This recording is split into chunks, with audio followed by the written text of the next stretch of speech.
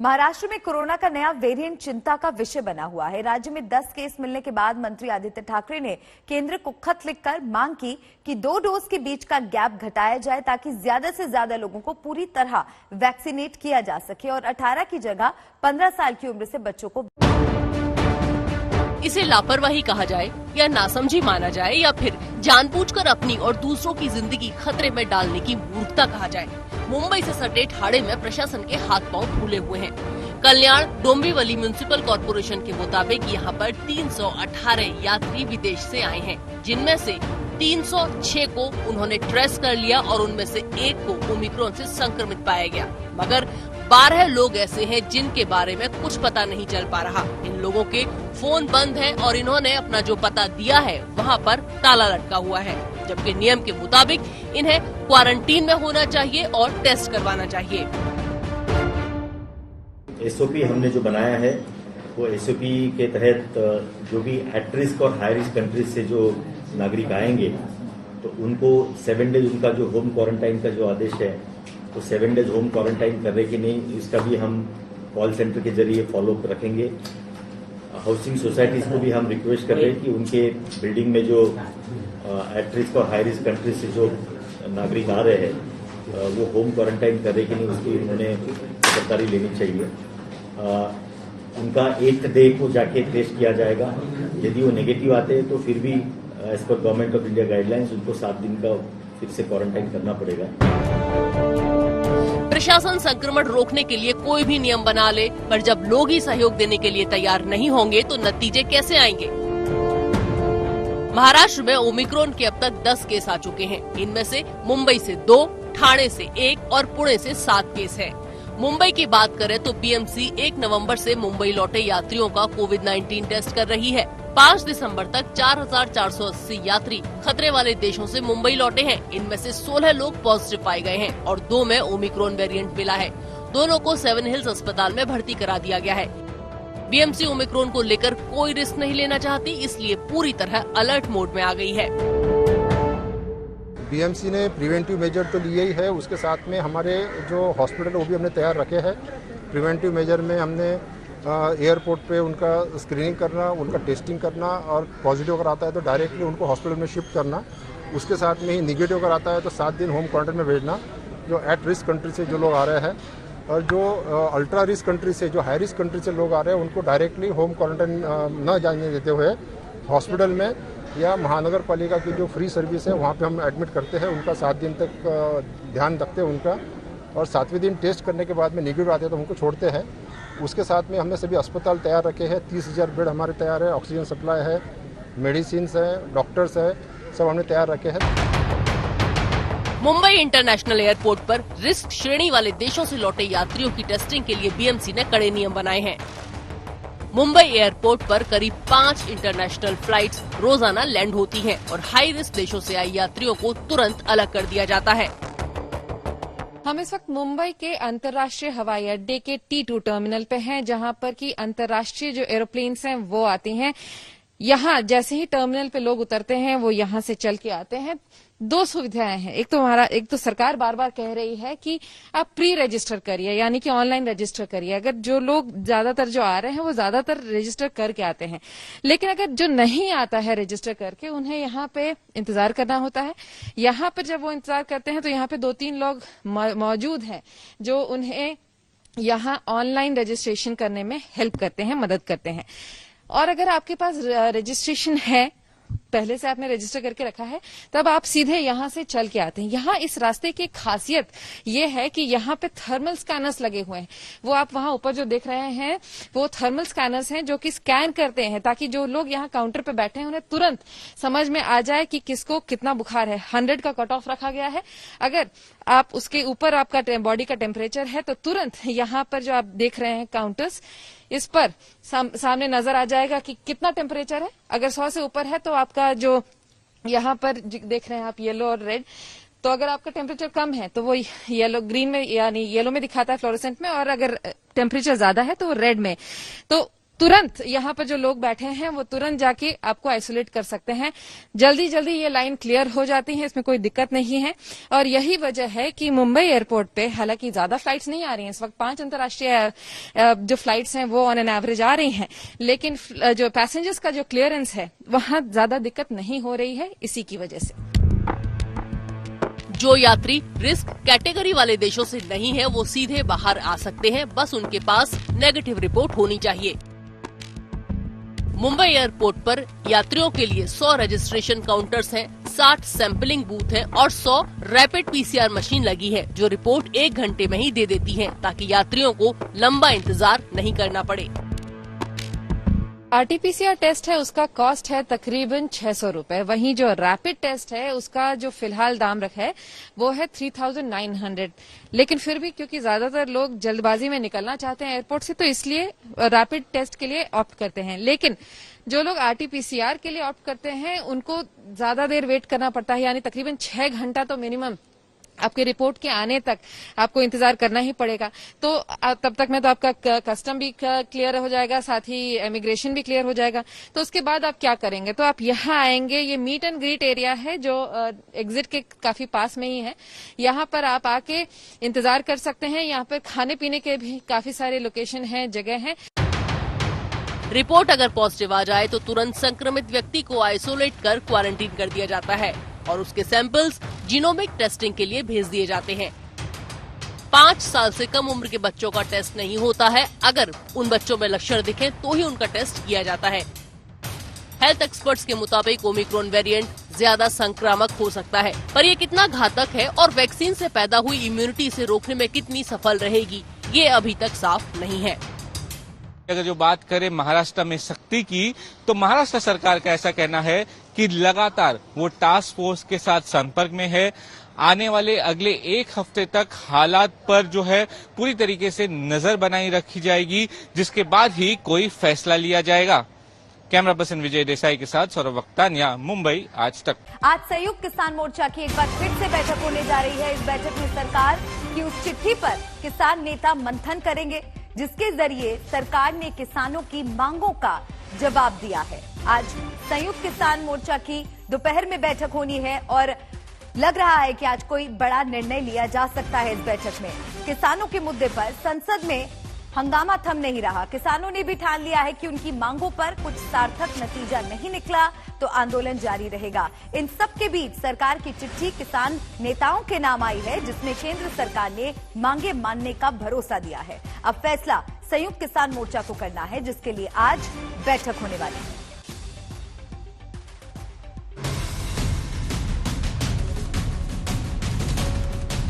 चिट्ठी आ गई है। क्या आज किसान आंदोलन की वापसी का ऐलान हो जाएगा? क्या सरकार और किसानों के बीच जारी खींचतान खत्म होने वाली है? क्या दिल्ली की सीमाओं पर डटे किसान वापस लौट जाएंगे? केंद्र सरकार के भेजे मसौदे पर मंगलवार दिन भर संयुक्त किसान मोर्चा का मंथन जारी रहा। मीटिंग में मोदी सरकार के प्रस्ताव को हर एंगल से परखने की कोशिश हुई। एमएसपी से लेकर केस वापसी के हर पेज पर लंबी चर्चा हुई। गृह मंत्री और कृषि मंत्री दोनों से बात हो रही है। ये हो रही है मोबाइल पर, दूरभाष के ऊपर। जब वार्ता हुई तो उन्होंने एक ड्राफ्ट भेजा इसी सिंगू बॉर्डर पर। 3 बिंदु ऐसे थे जिन बिंदुओं पर सबसे पहला बिंदु तो ये था जिसमें वो अभी तक सहमत नहीं थे कि मुकदमे पहले आप वापस लो। कमेटी ऐसी बनाई जाए जो इसमें केवल एसकेएम के लोग ही रहे। तो वो एक सुझाव भेजा है। तीसरा, सरकार ने ये स्पष्ट नहीं किया है, ये लिखा है कि सैद्धांतिक रूप से मुआवजा राशि और पुनर्वास की व्यवस्था की जाएगी। तो वो सिद्धांत हमारे लोग जानना चाहते हैं, वो सिद्धांत क्या होगा। सिलसिलेवार ढंग से समझें तो केंद्र के प्रस्ताव और संयुक्त किसान मोर्चा के ऐतराज को आप कुछ इस तरह से समझ सकते हैं। सरकार का प्रस्ताव है कि एमएसपी से जुड़ी कमेटी में केंद्र राज्य सरकारों के प्रतिनिधि, किसान संगठन संयुक्त किसान मोर्चा के भी शामिल किए जाएंगे। जबकि संयुक्त किसान मोर्चा का तर्क है कि कृषि कानून ड्राफ्ट करने वाला कोई भी एमएसपी तय करने वाली कमेटी में नहीं होना चाहिए। सिर्फ संयुक्त किसान मोर्चा के किसान संगठन ही एमएसपी की कमेटी में हों। सरकार ने प्रस्ताव दिया है कि आंदोलन खत्म करने पर किसानों पर लगे मुकदमे वापस ले लिए जाएंगे, लेकिन इसके बदले संयुक्त किसान मोर्चा का कहना है कि पहले केस वापस लिए जाएं, तब आंदोलन खत्म होगा। सरकार के प्रस्ताव में ये भी है कि जान गंवाने वाले किसानों को मुआवजा देने पर हरियाणा यूपी की सरकार ने सैद्धांतिक सहमति दे दी है, लेकिन इस मुद्दे पर किसान संगठन चाहते हैं कि पहले आंदोलन के दौरान जान गंवाने वाले किसानों को उसी तरह मुआवजा मिले जैसे पंजाब सरकार दे रही है। जो सेंटर ने प्रपोजल भेजा था, उस प्रपोजल में एमएसपी की कमेटी को लेकर एग्रीमेंट हुआ है। किसान नेता, इसमें एसकेएम के नेता शामिल होंगे उस एमएसपी की कमेटी पे, ये बात पे एग्रीमेंट है। दूसरी जो सबसे अहम बात उन्होंने कही है कि सारे केस वापस लेंगे। ये ड्राफ्ट जो प्रपोजल भेजा था सरकार ने, उसमें ये कहा गया है कि केसेस वापस होंगे। तीसरी अहम बात, पंजाब मॉडल पे कंपनसेशन दिया जाएगा, ये भी एग्रीमेंट हो गया है। दरअसल कृषि कानून की वापसी के बाद भी आंदोलन पर बैठे किसान एमएसपी के मुद्दे पर अड़े हुए थे, लेकिन आज केंद्र के मसौदे के बाद उनका रुख भी थोड़ा नरम हुआ है। राकेश टिकैत ने आज तक से साफ किया कि सरकार अगर चाहे तो आंदोलन तुरंत वापस हो सकता है। भाई कमेटी बना दी, बैठ कर बातचीत कर लो, रहे क्या गया इसमें। अपनी कमेटी बनेगी, वो कमेटी भी आपकी है, आप बैठ कर बात कर लो उनसे। 5 आदमी चुन दिए और जो आप फैसला कर लोगे हम उसी को मान लेंगे। जो कमेटी फैसला कर लेगी, हम तो पंचों का फैसला मानने वाले लोग हैं। आप बैठ कर तय कर लो, जो आप कर लोगे उसको ही मान लेंगे। कर लो आप बैठ के, हो गया बहुत। सरकार ने भी देख लिया, किसान ने भी देख लिया। अब अपना आप भी अपना काम करो, हम भी अपना काम करें। भाई किसान भी अपना खेत में रहे, बहुत दिन हो गए और कहीं की परीक्षा ले रहे हो, अपना निपटाओ इसको काम को। और आप भी बैठ जाओ ना, बीच में तो बैठ जाओ ना। कोई देखो बीच में कोई बैठता नहीं, बीच में बैठ कर निपटाओ, आप भी जिम्मेदार आदमी हो। केंद्र के प्रस्ताव पर किसानों ने सवाल के साथ गेंद एक बार फिर से मोदी सरकार के पाले में डाल दिया है। इस मसले पर आज फिर संयुक्त किसान मोर्चा की बैठक भी होने वाली है, जिसमें अहम फैसले की उम्मीद की जा रही है। अमित भारद्वाज, ऐश्वर्या पालीवाल के साथ कुमार कोणाल, सिंघू बॉर्डर, आज तक। इस बड़ी खबर पर लगातार हमारी नजर बनी हुई है और इससे जुड़ा हर अपडेट सबसे पहले आज तक पर आप तक पहुंचाएंगे। अब बात कर लेते हैं यूपी की। पश्चिमी यूपी में बीजेपी का सियासी गणित बिगाड़ने के लिए नई जोड़ी ने मोर्चा संभाल लिया है। मेरठ में अखिलेश यादव और जयंत चौधरी ने संयुक्त रैली की। यह है उत्तर प्रदेश में गठबंधन की नई जोड़ी का रेला। यहाँ सैलाब का मेला है, यहाँ बड़ा सियासी खेला है। पश्चिमी यूपी के मेरठ में अखिलेश यादव और जयंत चौधरी की सियासी जुगलबंदी का जलवा आज दिखा। मोदी ने लाल टोपी की व्याख्या की थी तो अखिलेश यादव ने बीजेपी का मतलब समझाया। जन सैलाब दिखाई दे रहा है, ये परिवर्तन की तरफ जा रहे हैं। परिवर्तन हो करके रहेगा और इसलिए भी जरूरी है परिवर्तन। भारतीय जनता पार्टी की हर चीज झूठी है, भारतीय जनता पार्टी की हर बात झूठी है। जो विकास के घोड़े दौड़ा रहे हैं सवार होकर के, वही फिल्मी घोड़ा है जो हिलता डुलता तो है लेकिन आगे नहीं बढ़ता। ये झूठ के फूल हैं, ये झूठ के फूल हैं। इनके झूठ के फूल से कोई खुशबू नहीं आ सकती। आज अखिलेश ने मेरठ में नया नारा बुलंद किया। बोले परिवर्तन की घड़ी है और घड़ी घड़ी पलायन चिल्लाने वालों का प्रदेश से पलायन पक्का है। चिलमजीवी कभी उत्तर प्रदेश का विकास नहीं कर सकते। जो पलायन की बात कर रहे हैं वो पलायन होकर के खुद आए हैं। जो पलायन की बात कर रहे हैं वो पलायन होकर के खुद आए हैं।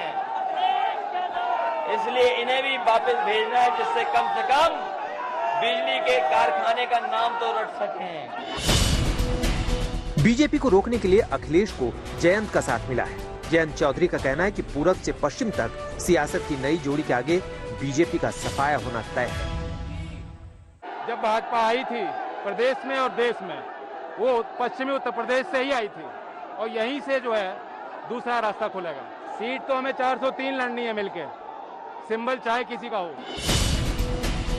2022 में गन्ना किसानों की नाराजगी और अखिलेश यादव और जयंत चौधरी का गठबंधन बीजेपी को महंगा पड़ सकता है, क्योंकि 2019 में एसपी, बीएसपी और आरजेडी गठबंधन भी बीजेपी को रोकने में नाकाम रहा, क्योंकि जाट वोटरों ने मोदी के चेहरे पर मुहर लगाई थी। बीजेपी अपने पुराने अनुभवों को आधार बनाकर जयंत और अखिलेश के गठबंधन को बेअसर बता रही है, लेकिन ऊंट दूसरे करवट बैठा तो पश्चिमी यूपी में दो लड़कों की जोड़ी बड़ा खेला कर सकती है। मेरठ से कुमार कुणाल के साथ आज तक ब्यूरो। और अब बात कोरोना की। भारत में कोरोना का ओमिक्रॉन वेरिएंट आ चुका है, जिसके बाद अब हर किसी के दिमाग में सिर्फ एक ही सवाल आ रहा है कि क्या भारत में ओमिक्रॉन की वजह से कोरोना की तीसरी लहर भी आएगी।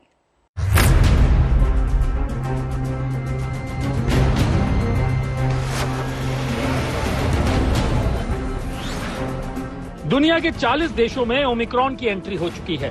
भारत में भी ओमिक्रॉन के 23 से ज्यादा केस सामने आ चुके हैं,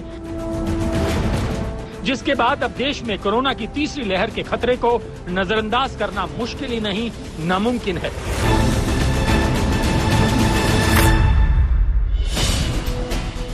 आईआईटी कानपुर के बाद अब इंडियन मेडिकल एसोसिएशन यानी आईएमए ने भी तीसरी लहर के लिए वार्निंग जारी कर दी है।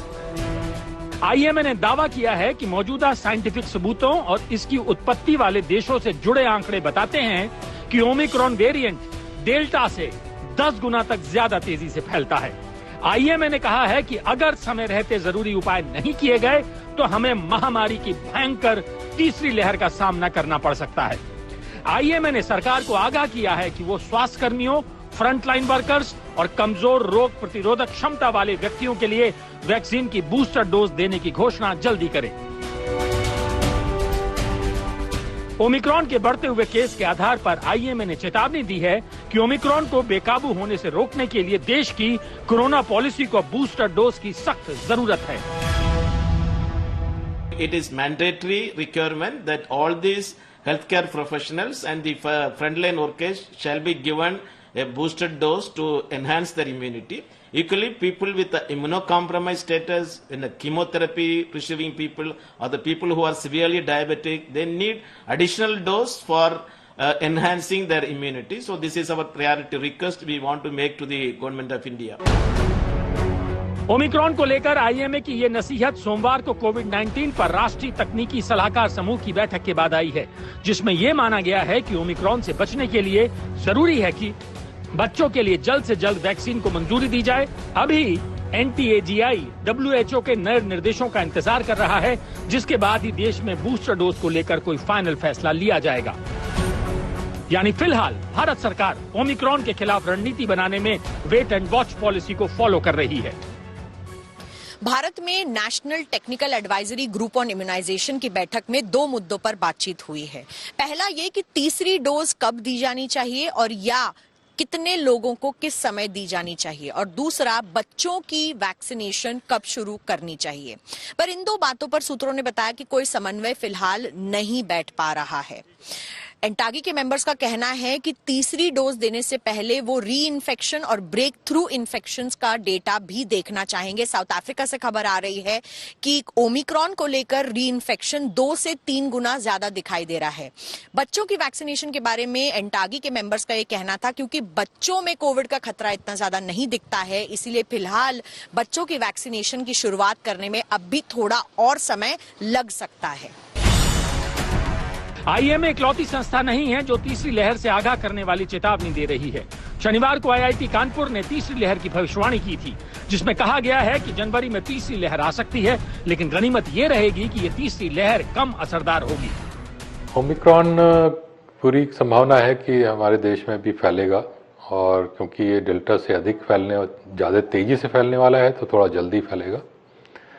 तो अगर हम मानते हैं कि अभी से फैलना ये प्रारंभ कर चुका है, तो तीसरी लहर जो आएगी वो अगले साल के शुरू के महीनों में अपनी चरम स्तर पे होगी और उसके बाद संख्या कम होनी शुरू हो जाएगी। बहुत दूसरी लहर जितनी घातक नहीं होने की संभावना है, और इसीलिए जो दूसरी लहर में बहुत ज़्यादा ऑक्सीजन या हॉस्पिटल बेड्स की आवश्यकता पड़ी थी, अभी तक के जो लक्षण हैं उसके अनुसार दिख रहा है कि ओमिक्रॉन की वजह से उतनी आवश्यकता नहीं पड़ेगी।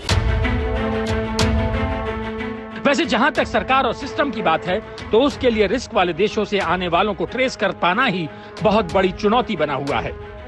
मुंबई से सटे ठाणे जिले में रिस्क वाले देशों से आए 318 में से 109 विदेशी यात्री गायब हो गए थे, जिनमें से 12 अभी तक नहीं मिले हैं। बेंगलुरु में भी अफ्रीका से लौटे 57 में से 10 यात्रियों को सिस्टम ट्रेस नहीं कर पा रहा है। रायपुर में भी ऐसे देशों से लौटे 180 में से 44 यात्री लापता हैं। यूपी के हरदोई जिले में 1 दिसंबर से 5 दिसंबर तक 38 लोग विदेश से वापस लौटे हैं, जिनमें से 14 का एड्रेस गलत निकला है। यानी ऐसे वक्त में जब ओमिक्रॉन की कॉन्टेक्ट ट्रेसिंग की जरूरत है, तब संदिग्ध ओमिक्रॉन संक्रमित को ट्रेस करने में ही सिस्टम के पसीने छूट रहे हैं। 14 लोग जिनको ढूंढा जा रहा है, उनमें किसी की जो है मोबाइल नंबर गड़बड़ है, किसी का एड्रेस पे पता किया जाता है तो पता लग रहा है कि ये यहाँ पे नहीं है। क्या प्रयास कर रहे हैं, कैसे ट्रेस करें? अगर जरूरत पड़ेगी तो हम पुलिस विभाग की भी सहायता लेंगे इनको ढूंढने के। टीम वगैरह भेजी जा रही है? टीम भेजी जा चुकी है और टीम वापस भी आ गई है ढूंढ के। मोबाइल मिलाया जा रहा है, मोबाइल उठ नहीं रहे और मोबाइल नंबर भी गलत हैं। 318 पैकी 306 आपले ट्रेस झालेले आहेत। 12 यांचे काहींचे पत्ते अपूर्ण असल्यामुळे ते ट्रेस होऊ शकलेले नाहीत, परंतु ते आज दुपारपर्यंत ते पण ट्रेस होते आहे ना। काही ठिकाणी असं आहे की कुलूप होतं, काही ठिकाणी त्यांचा इंटरनॅशनल नंबर असल्यामुळे लागत नाहीये, परंतु ते ट्रेस होऊन जाते।